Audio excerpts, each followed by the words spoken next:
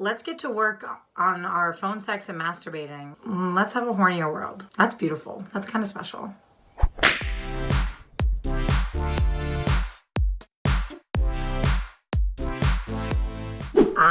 My mom works from home still, and she'll have me go get her Starbucks. So I've been getting Starbucks too. And I've been going to the same one where I've happened to get a little crush on someone. And every day, granted, I've never seen his mouth because he wears a mask because he's working, but he's seen my mouth.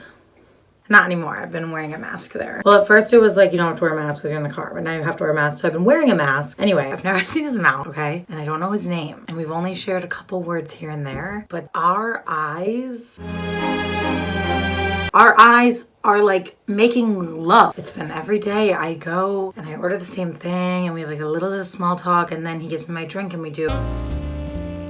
But tragedy has struck. I would not say that lightly. Basically, some of the Starbucks are now open for like pickup instead of like just the drive-through ones. And I think he went back to his Starbucks. And I don't know his name and I don't know who he is. And I don't know what his mouth looks like. And I don't even know his age. I don't think he's like 16, but I don't know if he's 22 like me. What do I do? I don't care how many Connecticut boys I've been messaging on Tinder. And I don't care how many boys in New York I'm still talking to. Actually, New York is getting slimmer and slimmer. It's like the only ones left in New York, like, aren't that cute. All the cute ones went to their families. So New York's a bust right now. We're all in on CT, but we're not really loving CT. But we loved this Starbucks guy. And every day I would like do my hair a little bit. I'd put on, you guys know what I'm talking about. I'd be next in line like this. Mwah. Hot, right? And now he's gone. And like, what am I supposed to do? Try all the Starbucks in the area? But I can't ask. I don't want to embarrass myself and be like, hey, like, where did he go? And then today I went up and I gave my order and me and my mom get the same thing every day. You ask what our orders are, I will tell you. I get venti iced coffee with a light splash of almond milk. And then my mom she goes back and forth between like a really high maintenance order to just an iced coffee with Splenda. But it's always my order plus one or the two of the others, okay? So I ordered and the girl was like, okay, drive up. And then I won't use the guy's name she used, but she goes, oh, Mark, this one's all you. So I was like, oh my God, he's here. I know his name and they know it's me and my order. So they're getting Mark ready. I pulled up, it was not him. Mark is not my lover, my eye lover. Why didn't he wear a name tag? And part of me was like, maybe I'm being drama. But then one day I was stuck there and the second drink was like, take an extra minute. And he goes, I guess we have a couple extra minutes together today. like, okay, just get in my car. I need you guys to help me with that one. I love him. No, I love him. I would bring him back to New York with me. I'd pack him up in my little suitcase. His hands were a little dry though. But if you see a man with dry hands, he's mine in Connecticut who works at Starbucks. Back off. Anyway, I was in the shower and I had a shower thought. We all know that sometimes these things come to us in the shower and we need to like write them down or act on them or film them immediately because they're always good ideas. Let's think about what dating is right now. It's nothing crazy. You really can't be looking for anything long-term or serious, or if you do, you still won't be able to meet them for months, or you at least, if you find a way to meet them, which probably isn't safe, there's my note on that, you then probably can't do anything you want to do with them or start anything you want to start with them for a while. So realistically, dating, it's not dead, but you know, a channel on dating isn't super good right now. I mean, obviously I can give you tips about FaceTime dates and what to wear on them. And I can give you tips about a million other things, but I think the two biggest things everyone needs help with right now are sexting and masturbating. Right? So scenario one, you went home during the quarantine, you didn't pack your vibrator. What can we use? And this is just for people with vaginas, because if you have a dick, I think, you know, we can work it out. Not we. Not me. Certainly not I. Sorry. What can we use in the house? Let's think. So you'd have to be safe about this and you'd have to be clean about it. But I've been reading and, you know, we're not going to knock the electric toothbrush. Some people buy a new head and use that. If you're getting desperate, sounds good. Number two, it's not always the most comfortable position, but you lay on your back, put your legs up, you slide forward in the bathtub and you let them, you guys know what's it called? Kyle, can you put a picture somewhere? I touch myself, can't get enough. You use that. You might have to lay there a while. You might have to do some finger work in between, but that can really get it done. That can be really great from personal experience. And then if you're lucky enough, we're not all this lucky. If you're lucky enough to live in a world with a shower head, boom, take that down. Move around the settings, bada bing, bada boom, get to work. Play with the settings, play with the temperatures, play with the lighting in the bathroom. Really make this masturbation your own. If you did bring your vibrator, I hope you packed the charger. If you didn't, you can still use your vibrator without it vibrating as like a mechanism, but it's not the same, and sometimes it's hard to like have it there and know what it could do when it's not. That's gotta be tough. But some of us might have to go old fashioned. You know what I mean? And it's tiring and it's not the same. But you know what? When times are tough and your back's against the wall, you just gotta go for it and you gotta use your hand. Topic number 2.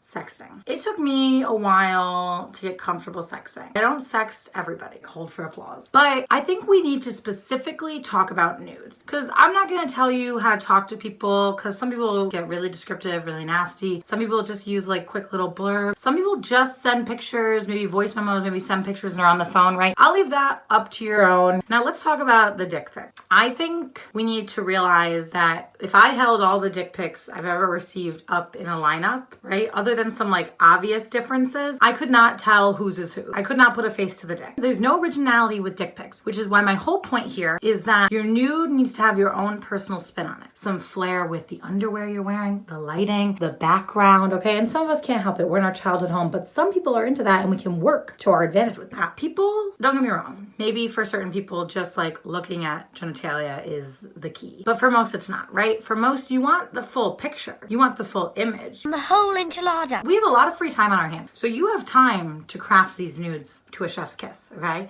So the first thing I want you to think about is, what are you sending them and would you want it back? When someone sends me a dick pic, I would not just send someone my genitalia. Like, I don't think that's hot. So I'm like, I wouldn't want that. I want like a full image. Focus on what you would want to see and then recreate that. You gotta sext and send nudes as if you're really there. You gotta start with a little body with the underwear, maybe a couple straps down, maybe a hand in the pant or the boxers or the underwear, the thong, whatever we're rocking. You gotta work up to the final picture. If you send a nude right out the bat, you're done. You sent the nude. And don't get me wrong, I bet your body's beautiful. Gorgeous, stunning, finished immediately. Because no matter how beautiful your body is, it's gonna be even sexier when we've had to wait a minute to get there. And I mean this for when people send me dick pics too. I want to work our way there. I don't know why, but dick pics they just aren't good.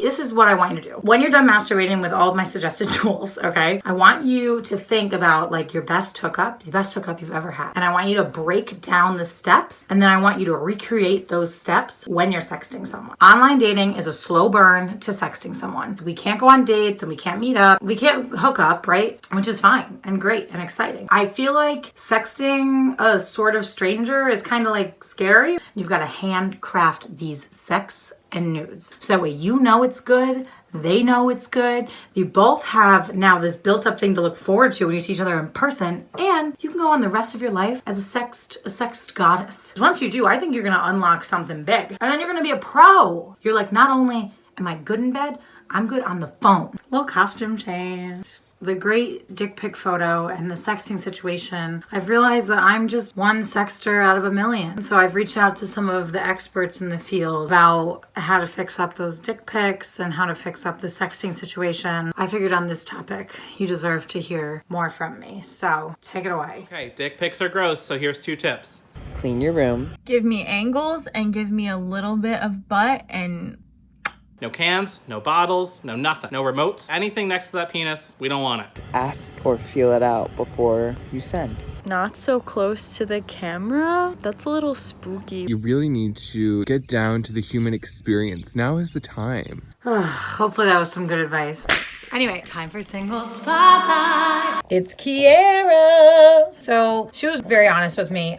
She's looking for a husband. She did some compromising and she'll settle for a boyfriend, which I think is pretty big of her. Like if you're looking for a husband to settle for just like a measly little boyfriend, I think that's beautiful. And compromise is really important in relationships. So looks like it'd probably be a great relationship. So you should probably marry her. There, I said it. Red flags are only communicating on Snapchat. I get what she's saying there. If you only communicate on Snapchat, you're not the one for her. She's looking for a husband, hopefully, but a boyfriend or a husband that can cook. She wants a nice man who's gonna keep her fed, keep her happy. Even though he won't be responsible for her happiness, she knows that's her own thing, but she wants to be happy with this Italian man. I said Italian because I think she tweeted the other day that she's looking for an Italian man. But what I know about Kiara personally, lots of fun, down for the get down. If we're brunching, we're brunching. If we're doing trivia, we're doing trivia. If it's movie night, it's movie night. We're binging a TV show, we're binging it. Loves to perform. I'm aware that her and former star and guest on this channel, Ryan McCormick, have like a choreographed performance. But I think one time Ryan, I think he like fucked up her leg.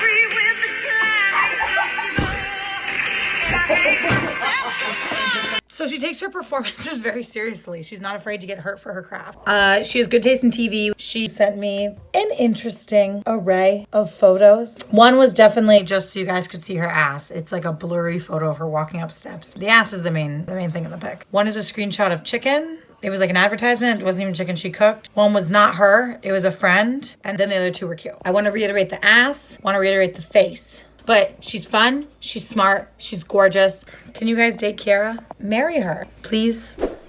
Now it's time for my closing remarks. Let's talk. I don't know if anyone else feels this way, but dating feels like so exhausting. Like remembering to message someone, it's like the early stages that normally were kind of like fun and flirty and feeling them out, like before you get to like, oh, we want to go on a date. The getting to know you, what are you doing in quarantine? Oh, you stayed in the city, oh, that's crazy, no, I escaped, blah, blah, blah. Like those for me like feel so exhausting. Like it's going nowhere. Maybe eventually it's going somewhere. And if they're in Connecticut, maybe in like a month we can go on a walk 6 feet away while wearing masks. Ha ha ha, right?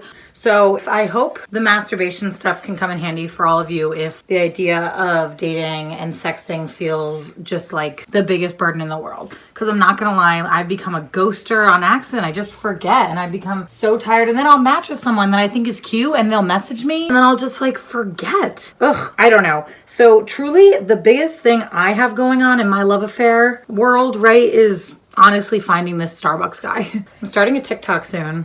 It's actually already made, so you guys can follow me. Soon there's gonna be stand-up stuff and YouTube clips on it because just YouTube and Instagram isn't getting me the fame I expected it would in this short amount of time. So we have to take matters into our own hand. Anyway, be safe and healthy and happy and horny and find ways to satisfy yourself and your online partners. And please, God, let me know if you need me. And now follow me on TikTok and be on the lookout because in the next week, some real content's gonna hit. And as always, just fucking subscribe, please. Okay, if you call yourself my friend and you haven't subscribed, my feelings are hurt. Anyway, toodaloo. Just kidding. Date your ass off.